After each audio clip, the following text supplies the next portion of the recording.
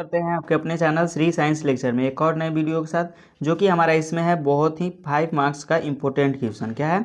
Class 10 का बहुत ही 5 marks का इम्पोर्टेंट क्वेश्चन है। तो चलिए वीडियो को शुरू करते हैं। यहाँ से आप देखिएगा तो आपका 5 मार्क्स पक्का हो जाएगा, क्योंकि इस तरह का आपका क्वेश्चन पूछा जाता है।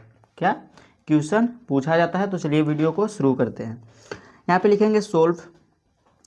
देखिए क्वेश्चन क्या बोल रहा है, द्विघात समीकरण 3x² माइनस 5x प्लस 2 बराबर 0 का विविधकर ज्ञात कीजिए। यो द्विघात समीकरण का उपयोग करके इसके मूल ज्ञात कीजिए।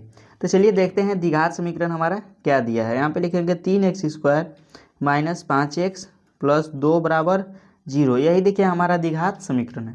तो थोड़ा सा आपको यहाँ परिचय करा देते हैं द्विघात समीकरण किस फॉर्म में होता है। ax² plus bx plus c बराबर 0 के फॉर्म में होता है। अब यहाँ पे देखिए हम a को, b को और c को छाट लेंगे। a बराबर हमारा कितना हो जाएगा, तो a बराबर 3 हो जाएगा, क्योंकि देखिए एक जगह पर हमारा कितना वैल्यू यहाँ पे दिया गया है, तो 3 दिया गया है। अब b को हम लिखेंगे तो b बराबर हमारा कितना आ जाएगा, तो b की जगह पर हमारा है -5। c बराबर हमारा कितना हो जाएगा, तो 2 हो जाएगा। कितना? 2 हो जाएगा। अब क्वेश्चन में बोला है कि इसका विविधकर ज्ञात कीजिए। यूँ द्विघात समीकरण का उपयोग करके मूल ज्ञात करना है आपको।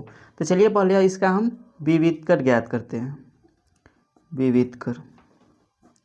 विविधकर d बराबर हमारा फॉर्मूला होता है b² माइनस 4ac। क्या होता है? b² minus 4ac। b हमारा कितना दिया गया है, तो -5 है, इसका स्क्वायर कर लेंगे। -4 a कितना है, तो ये 3 है, और c कितना है, तो c 2 है।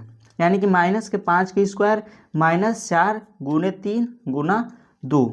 अब यहाँ पे देखिए -5 का स्क्वायर जो हो जाएगा वो माइनस माइनस प्लस हो जाएगा, और 5 का स्क्वायर 25 हो जाएगा। -4 से 3 में गुना करेंगे 4 तिया 12, और 12 से 2 में गुना करेंगे 24 हो जाएगा। कितना हो जाएगा? 24 हो जाएगा। डी का जो वैल्यू हो जाएगा वो हमारा 1 यानी कि 1 आ जाएगा। डी का वैल्यू 1 आ जाएगा। तो जब हमारा डी का वैल्यू जो है वो 1 होगा, तो हमारा जो 0 से जो वैल्यू है डी का वो अधिक है, क्योंकि 1 है, 0 से अधिक डी का वैल्यू है। तो जब 0 से अधिक डी का वैल्यू होता है, तो वहाँ पे प्रकृति जो होता है वो होता है वास्तविक यो असमान होता है। क्या होता है?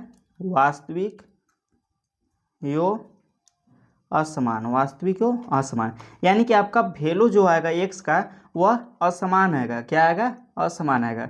यही यहाँ पे बताना चाह रहा है। हमारा प्रकृति जो हो जाएगा, प्रकृति d अगर 0 से बड़ा d है तो वास्तविक क्यों असमान हो जाएगा। तो चलिए द्विघाती सूत्र से हम ज्ञात करेंगे। क्या ज्ञात करेंगे? द्विघाती सूत्र से।